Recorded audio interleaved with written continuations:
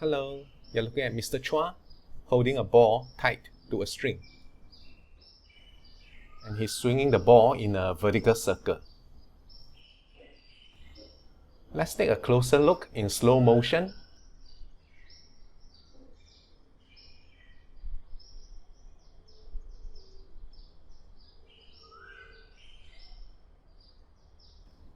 So it looks like if the ball is moving fast enough, then the string will be taut and the ball will travel in a circular path. But if the ball is moving too slowly, the string will become slack and the ball will travel in a parabolic path.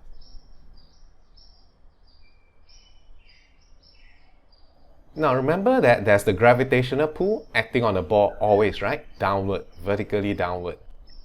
I have a very difficult question for you. What's the condition in terms of the gravitational pull for the string to become slack? See you at the comment section. Ta-ta!